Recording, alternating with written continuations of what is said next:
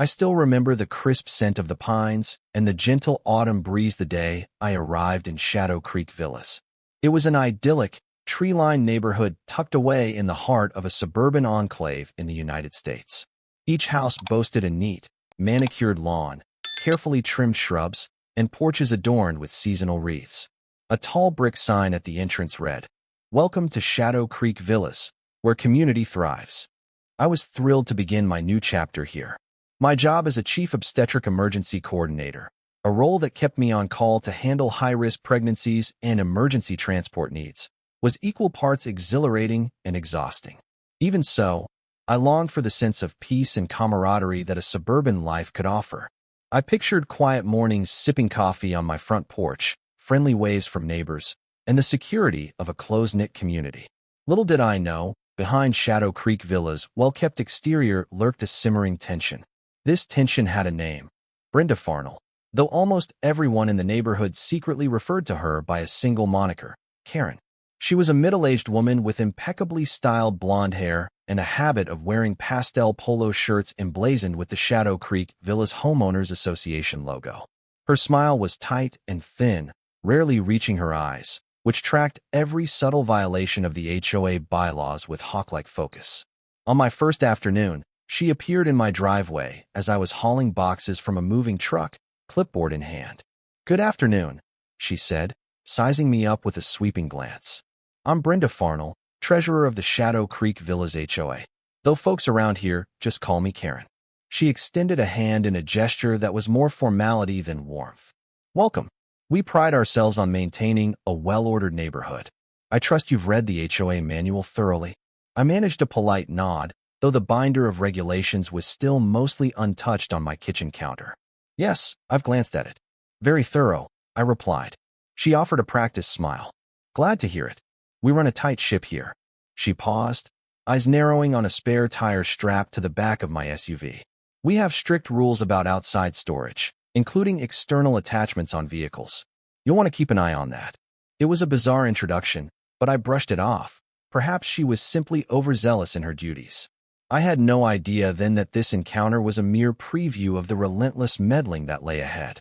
Soon, I would find myself at the center of a crisis involving life-or-death situations, all thanks to Karen's misguided obsession with policing the neighborhood. And by the time it all ended, she would face a reckoning more severe than she could have ever imagined. That week, I received multiple compliments from friendly neighbors about the new flower pots I'd placed on the porch. From a safe distance, though, I sensed Karen's watchful gaze. Occasionally, I caught her cruising by in a golf cart, scribbling something on her ever-present clipboard. The whole situation gave me an uneasy feeling, but I tried to dismiss it. What Karen and everyone else didn't know was my true line of work, or at least, its scale and importance. I was not merely a nurse or a paramedic. I was the Chief Obstetric Emergency Coordinator for the region. Essentially, I managed specialized teams and resources to respond swiftly to high-risk pregnancy emergencies. Some of our vehicles were standard ambulances, but others were uniquely outfitted vans that carried neonatal equipment, obstetric kits, and advanced monitors. We called them maternal rapid response vehicles, though in simpler terms, they were crucial emergency pregnancy transport vehicles. These specialized vans often stood by in strategic spots throughout the region, ensuring swift coverage. A few were stationed near my new residence for easier deployment in emergencies, especially since the local hospital's obstetrics wing was a solid 20 miles away. We had a program with the neighborhood. If an expectant mother in the community needed urgent transport, especially if it was a high-risk pregnancy or a premature labor scenario, these vehicles would be available at a moment's notice. It was a life-saving setup, not just for Shadow Creek Villas, but for the entire district. However, I wasn't eager to announce all the details to my neighbors. Partly, I feared they'd bombard me with medical questions. But more crucially, I was concerned about the reaction from the ever-watchful HOA. My hope was that a quiet presence would allow me to focus on the job without the headache of bureaucratic interference. Fate, of course, had other plans. It wouldn't be long before Karen's meddling would put expectant mothers at risk and spark a legal battle that would shake the foundations of the entire neighborhood. Barely a month had passed when I started seeing new reminder notices plastered on mailboxes and community bulletin boards. Attention, all residents. Please remember that per the HOA guidelines, no commercial or specialty vehicles are to be parked on residential properties overnight. Violators will receive a fine of $200 per incident. Issued by Treasurer, Shadow Creek Villas HOA. I frowned at the wording. I suspected that soon, Karen would use this rule as a weapon against the emergency transport vans. Though these vehicles weren't technically commercial, our organization was funded through both public health grants and state-level healthcare initiatives. The vans probably looked out of place parked near single-family homes. While they usually stayed in designated guest parking spots or discreet corners of the neighborhood, it wasn't hard to guess they might be next on Karen's list. My suspicion became reality after a neighbor, Denise, an expectant mother on bed rest, mentioned that Karen had knocked on her door, demanding to know who owned the oversized medical van occasionally seen in the neighborhood. Denise told me, wide-eyed, that Karen expressed concern about image issues for the community. She'd also complained that the vehicle was a magnet for noise, referencing the quick engine starts during emergency calls. But that van could save my baby's life if I go into labor early, Denise said tearfully, placing a hand on her very pregnant belly. I gave her a reassuring squeeze on the shoulder. Don't worry, I said. That's exactly why the program exists. I promise we won't let you down. Inside, though, I felt a knot of anxiety twist in my chest. Karen's obsession with rules could jeopardize a service that was literally designed to save lives. It was time for me to attend one of the HOA meetings to gauge how the board perceived these vehicles and to decide what actions might be needed before this escalated. The next Wednesday evening, I made my way to the community center, a modest building with large windows and brown brick walls. A sign in front read, Monthly HOA Meeting, All Residents Welcome. Inside, rows of plastic chairs faced a long table where the HOA board members sat. Harold, the mild-mannered president, Nancy, the secretary, Mark, the landscaping director, and, of course, Karen, the treasurer. The meeting kicked off with routine announcements, the new schedule for yard waste pickups, a gentle reminder to remove holiday decorations in a timely manner, and updates about a small children's park renovation. Then Karen stood, clearing her throat.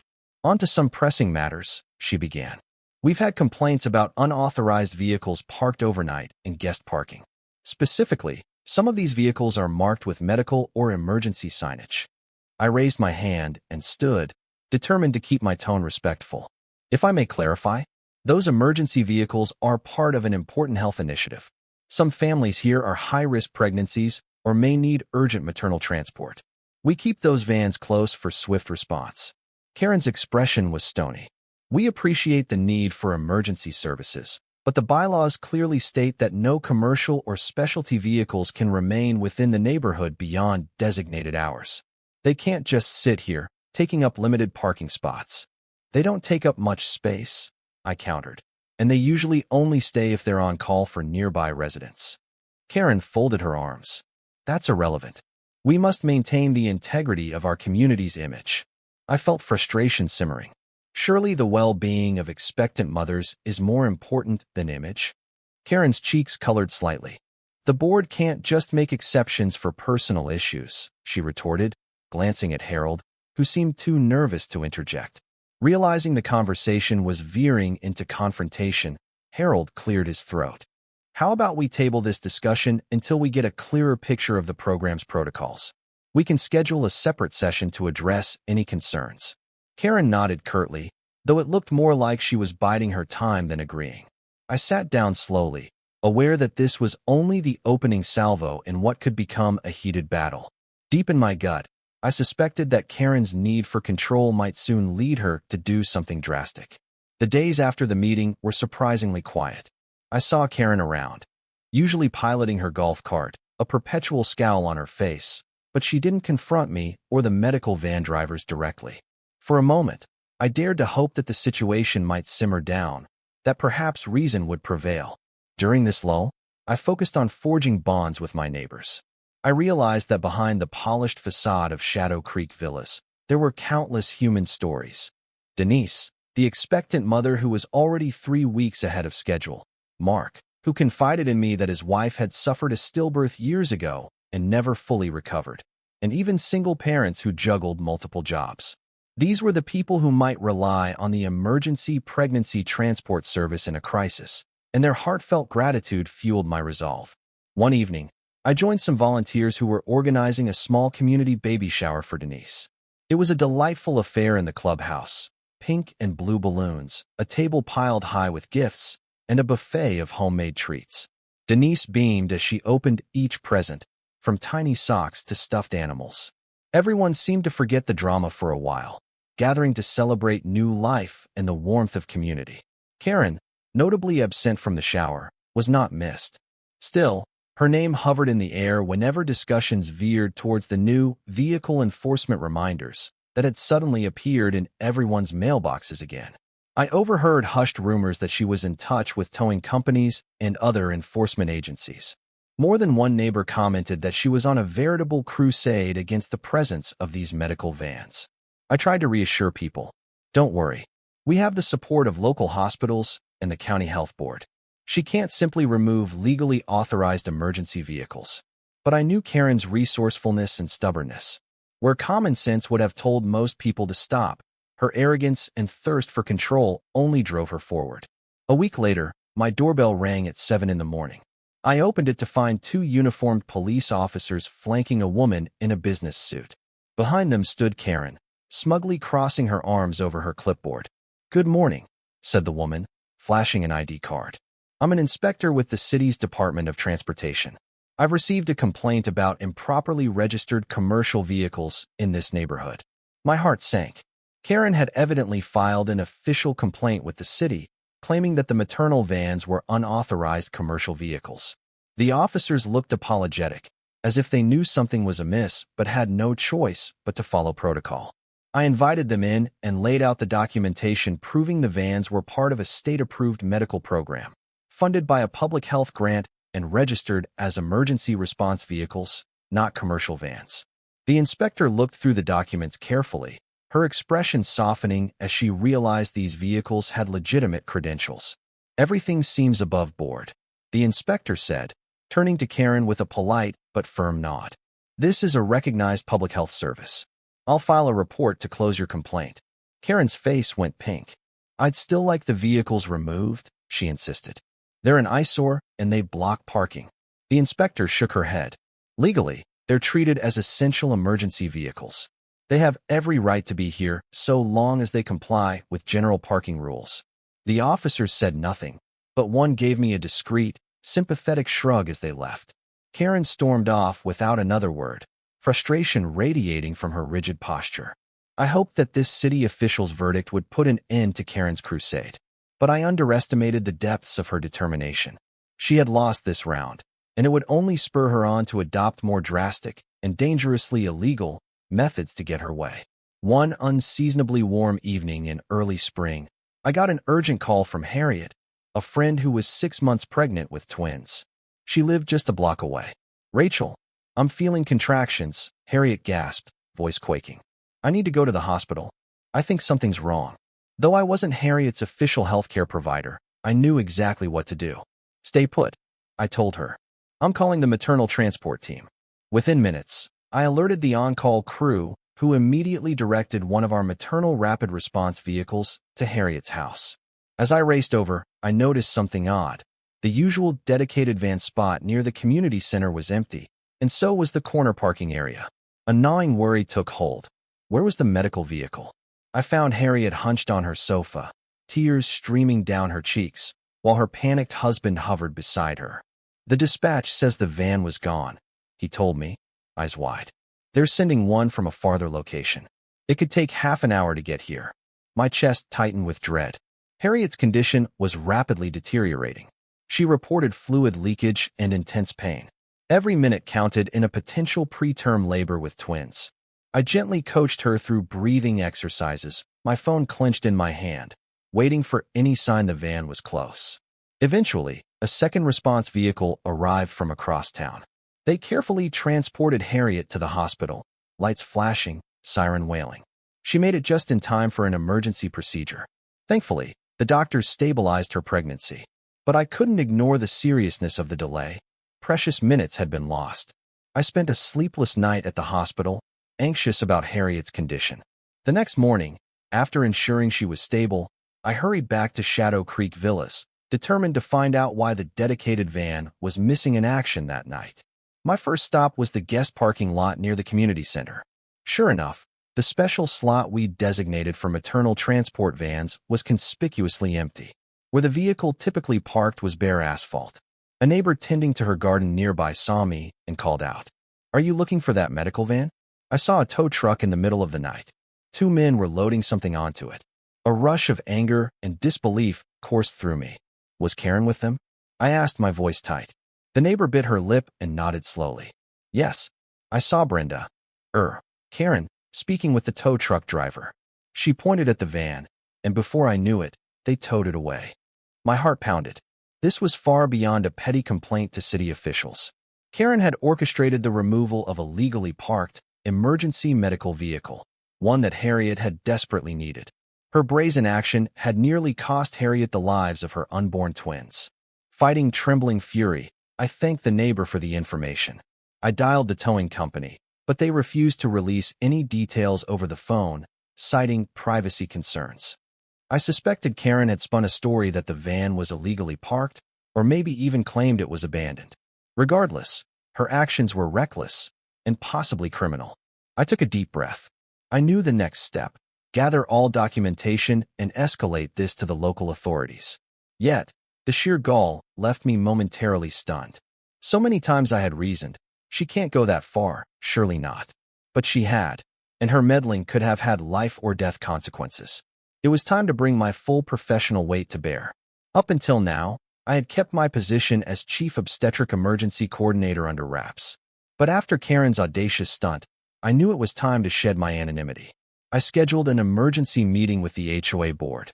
It was a late afternoon gathering, hastily arranged in the community center.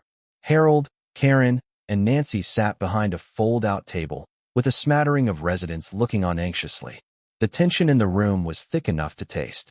Karen sat poised, arms folded, that clipboard perched on her knee. The moment I arrived, she glanced at me with the same smugness I'd seen on day one, as if daring me to question her authority. I marched to the front, turned to face the board, and spoke in a calm but firm voice.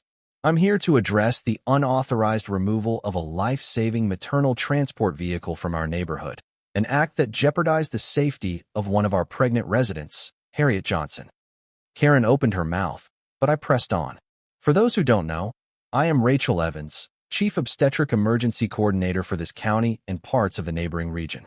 I supervise the Emergency Maternal Transport Program. Those vans you've been complaining about are not ordinary vehicles.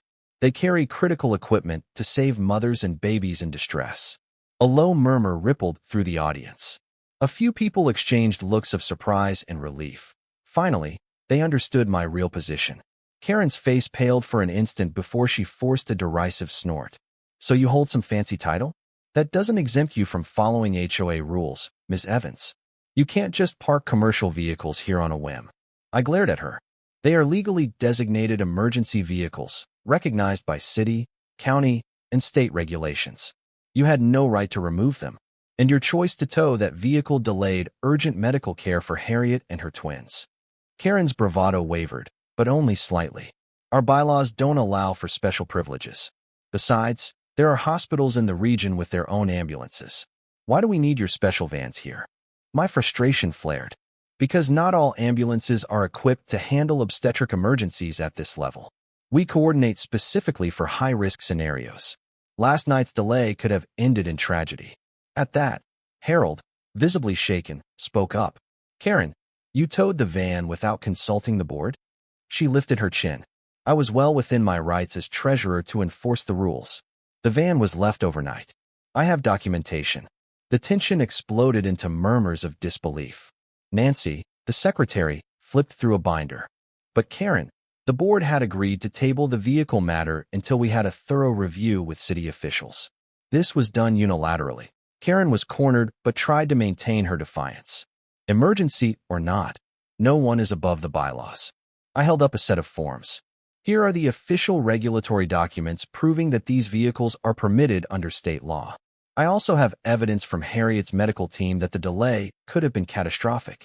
I strongly suggest the board reverse any further towing orders immediately. Harold slumped, clearly stricken. We will review this. Karen, your unilateral action. This might have serious legal implications. Karen refused to meet my eyes. She muttered something about community standards under her breath and then stomped out of the room, leaving everyone in stunned silence. In the days following that explosive meeting, lines were drawn in the sand. Most neighbors were outraged at Karen's reckless decision, especially those who understood the gravity of a high-risk pregnancy. They demanded she apologize or step down. However, a handful of residents, sympathetic to Karen's rigid notions of community aesthetics and property values, muttered that the neighborhood was never meant to house ambulance depots. Meanwhile, Harriet recovered at the hospital, sending me a tearful message of gratitude for intervening. The words, "Thank you for saving my baby's lives," echoed in my mind, fueling my resolve. I knew I was doing the right thing. But Karen was not done yet. A fresh wave of ominous letters appeared in mailboxes, citing archaic HOA regulations about unauthorized signage on vehicles and threatening immediate towing or immobilization if rules weren't followed to the letter. I had no doubt that these letters were part of her continued campaign against the maternal vans. Behind the scenes, I filed official complaints with the local authorities.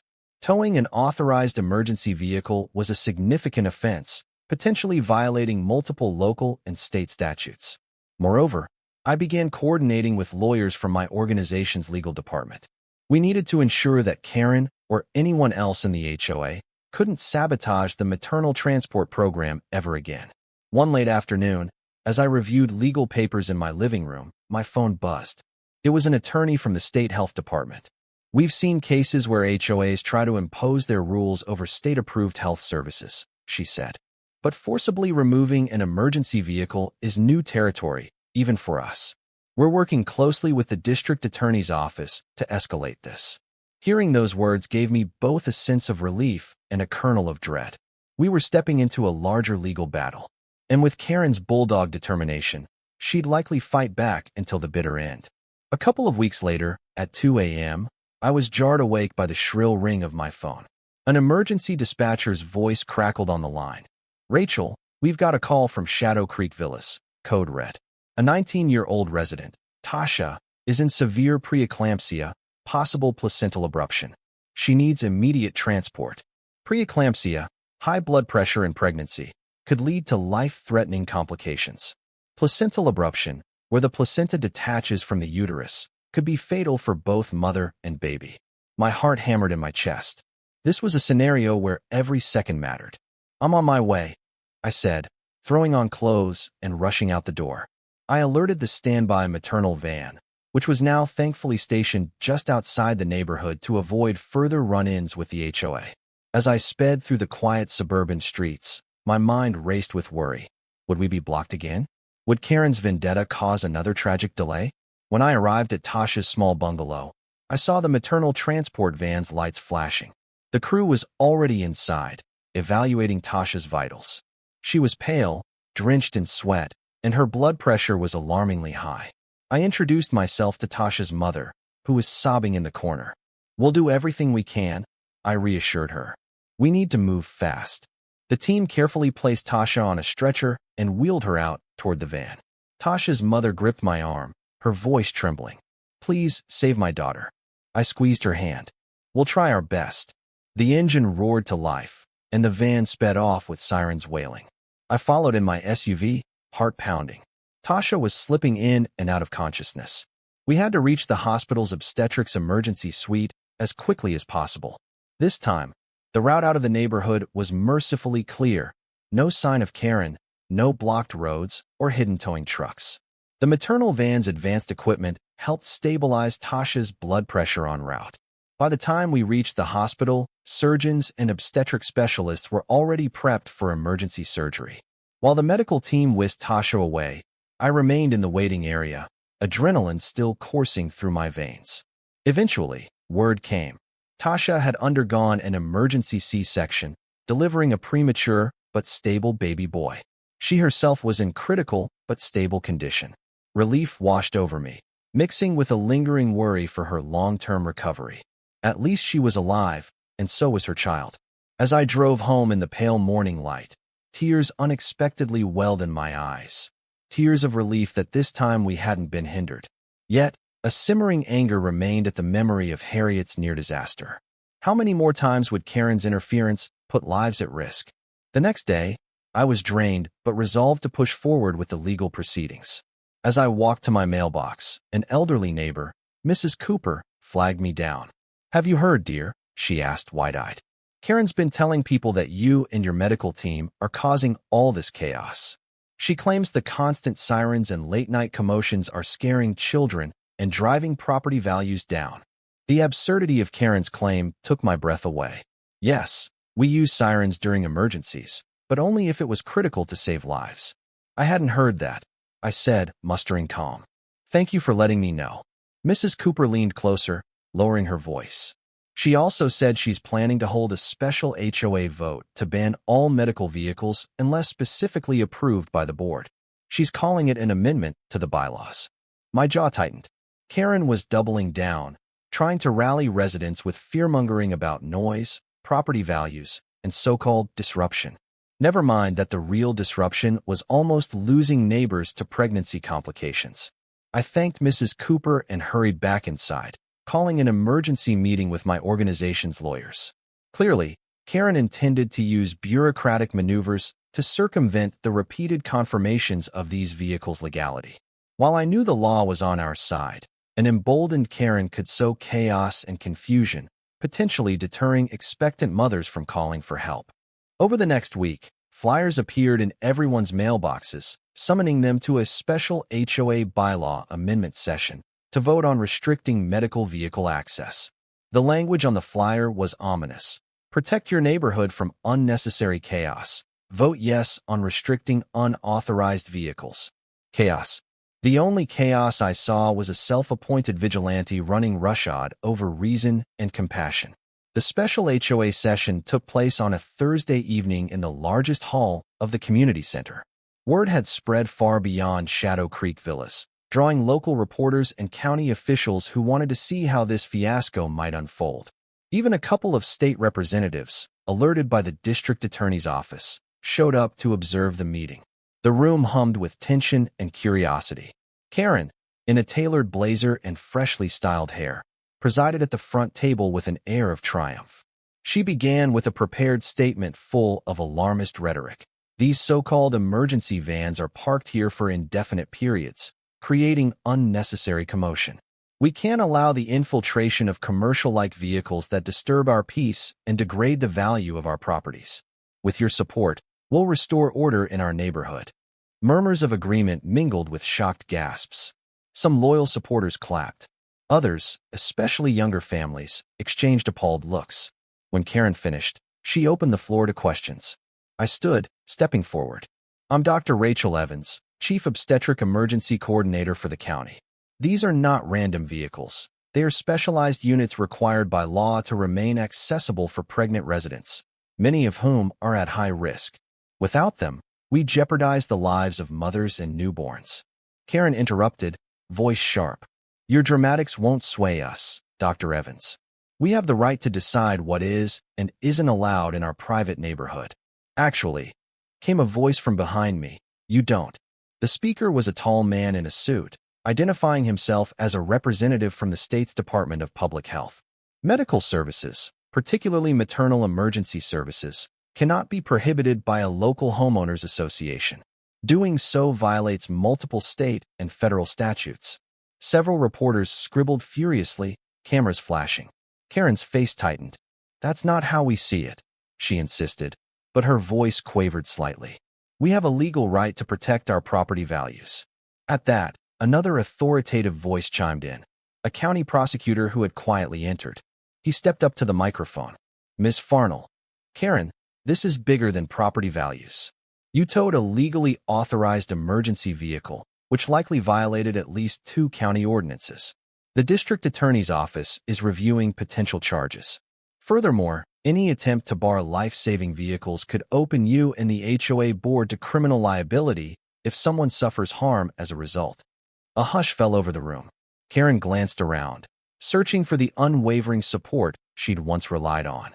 But many in the audience looked horrified or embarrassed, especially as they realized the legal ramifications. Desperate, Karen tried to rally her supporters, repeating her lines about community integrity, but the momentum was gone. Harold, the HOA president, finally stood. "I move that we cancel this vote," he said in a shaking voice. "We need to uphold the law, and we cannot risk anyone's life for the sake of an HOA bylaw." A majority of the crowd, perhaps frightened by the looming legal consequences, applauded. Karen slammed her clipboard on the table, protesting that this was an outrageous overstep. But even her few staunch allies seemed hesitant to continue the charade. In the days that followed, I half expected Karen to vanish under a rock, given the intense backlash. Instead, she launched a final, desperate campaign. She circulated a petition among the neighborhood, attempting to gather signatures to reinstate the ban on commercial vehicles. But few residents were willing to sign after the chaotic meeting, especially with the threat of legal consequences looming. Meanwhile, the district attorney's office confirmed that they were filing charges against Karen for unauthorized towing of an emergency vehicle, endangering public welfare, and filing false reports. She had apparently lied to the towing company and city inspectors. The severity of these charges was unprecedented in the context of an HOA dispute, but the potential risk to mothers and infants left authorities with little choice. Word spread like wildfire through the local media, fueling public outrage. Headlines blared. HOA treasurer faces criminal charges after towing pregnancy transport van. Segments ran on the evening news, interviewing Harriet, who was now doing much better, and Tasha, still recovering from her near-fatal scare. Both mothers emphasized how essential the emergency vans were for saving lives. Karen tried to spin the story, claiming she was misunderstood, but no one was buying it. The evidence was overwhelming. Video footage from a neighbor's security camera confirmed she had personally directed the tow truck, and records from the towing company revealed she'd stated the vehicle was abandoned and illegally parked, a blatant lie. The Shadow Creek Villas HOA board quickly distanced themselves from her. Harold issued a formal apology to the neighborhood and to the entire maternal transport program, promising to revise any bylaw language that could lead to confusion about emergency vehicles. The rest of the board members echoed his sentiment, effectively pushing Karen into exile. I watched this unfold with a mix of relief, vindication, and lingering sadness. While I felt no pity for Karen's reckless arrogance, it was disheartening to see a community torn apart by her petty obsession. Shadow Creek Villas had the potential to be a place of warmth and mutual aid, but one woman's misguided crusade had nearly destroyed that harmony. Karen's trial commenced under a flurry of public interest.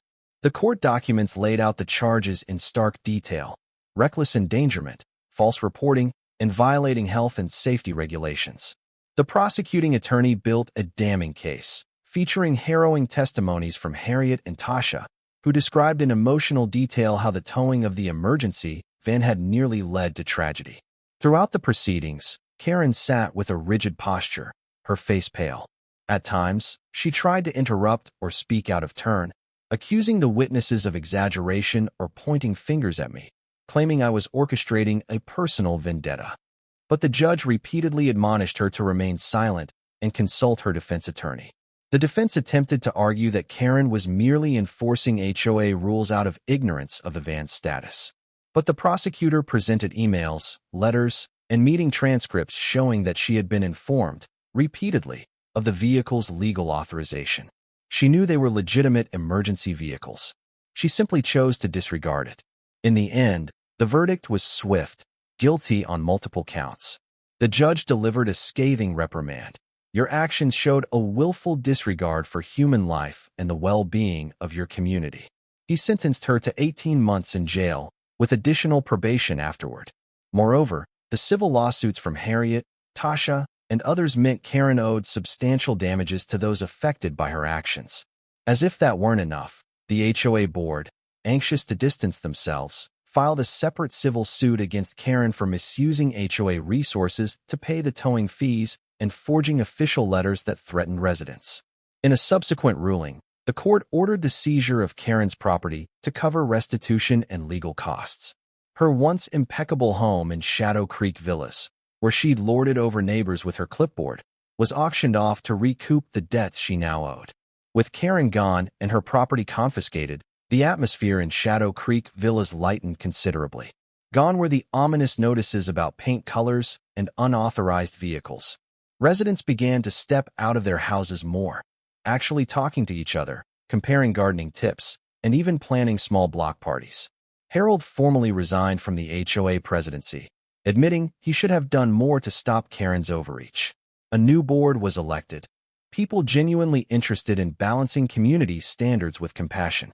One of their first actions was to pass a resolution expressing gratitude to the maternal transport program, ensuring those vehicles could remain within the neighborhood for as long as needed. As for Harriet, she gave birth to a healthy baby girl, and Tasha's premature son gradually grew stronger in the neonatal unit. Both mothers became advocates for maternal health, sharing their stories in local media to raise awareness of the importance of specialized emergency transport. I continued my work as Chief Obstetric Emergency Coordinator, grateful that Shadow Creek Villas was now a place of cooperation rather than hostility. When I came home at the end of a long shift, neighbors would wave cheerfully, asking if I needed help carrying groceries or if I wanted to join their next barbecue. The scars left by Karen's reign didn't vanish overnight, but the community collectively learned a valuable lesson. Rules and regulations are meant to support, not endanger, the people who live under them. Any system that loses sight of basic humanity is doomed to fail.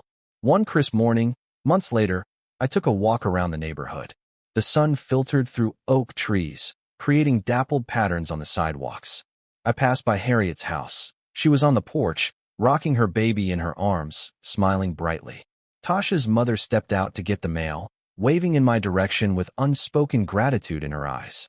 Further down the street, the newly elected HOA board members were out, chatting amicably with residents about an upcoming community garden project.